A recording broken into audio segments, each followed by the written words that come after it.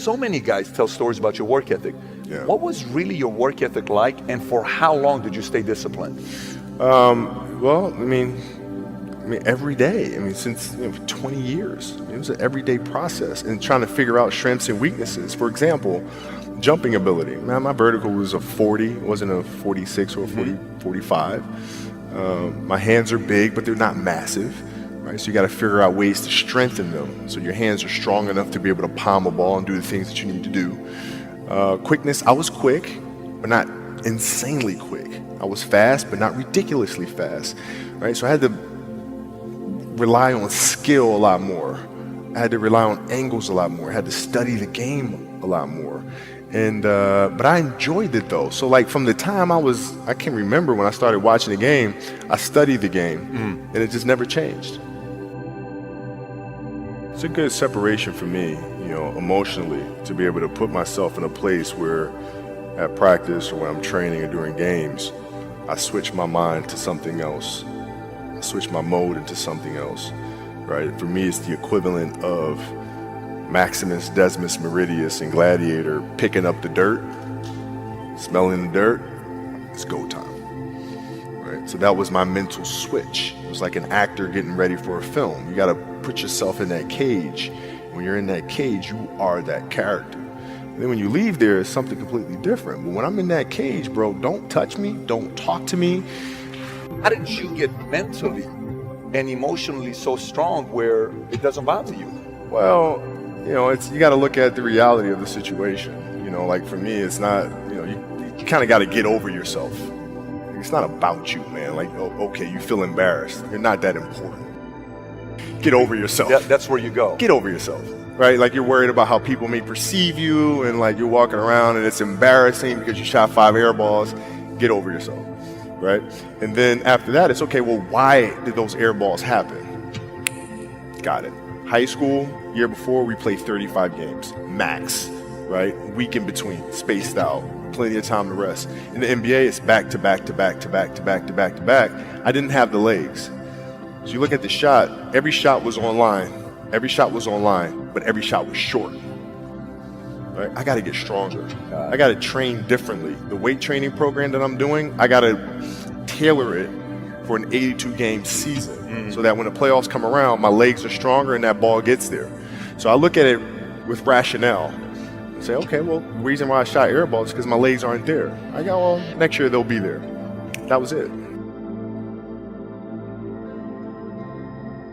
Were there some names that you looked at and says, these 3 guys are as crazy as I am?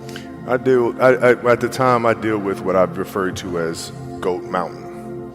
I went to Goat Mountain and I talked to Magic, Michael, Bird, Hakeem Olajuwon, Jerry West, Oscar Robinson, Bill Russell. So I would talk to them. What did you do? What were your experiences? Michael in particular, he's become my big brother. He's been my big brother since I first came in the league. And what was that process like? So I went to them and started understanding the ins and outs of the game and how they approach things and their level of detail and obsessiveness. And that's what I did. The players that had that passion but weren't willing to commit their entire lives to doing that, right? It's a choice, right? You have other things. You have family, you have all these other things that you have to do. The game can't really be your number one priority. And so I was just looking at that like, man, this is gonna be fun. If I'm buddies with you from high school, if I'm a cousin of yours, what happened to our relationship? How did that gravitate when you went into the league and you're determined to become the greatest, or you're determined to become one of the greatest? What happens to our relationship? Well, it suffers. It does suffer. Oh yeah. Okay. Yeah. And you understood that. You were okay with that. Yeah. And the people that love you, like friends and family, like they know that about you. Got it. So they let you be you. And when you reconvene, you pick back up where you left off. But make no mistake about it, everything in between is lost. Right? So those long-term relationships, the commitment of time of taking vacation. Like I see a lot of players take vacations with other players that are close friends. and just take vacations just to take vacations, or just hang out just to hang out. Like I never did that. Why not though? Why didn't you do that? Well, because when I retire, I didn't want to have to say, I wish I would have done more. I don't want that. You know, I don't want that. You know, you got a lot of people paying their hard-earned money to come watch you perform. It's your job to be in shape. It's your job to be strong enough to perform at that level every single night. And as a competitor, I'm not ducking shit. Like, it's not, oh my God, my back hurts, I'm sore, we got to play Vince Carter and Toronto Raptors tonight. We actually had this happen. We had a game against Toronto in 2000, and Vince was tearing the league up. My back was jacked. But like the perception of that, like, what? Kobe's missing the game against Toronto and Vince Carter because, man, my back was really spasming. But people will be like, what? Oh, he's ducking Vince. Excuse me? No, I don't think so.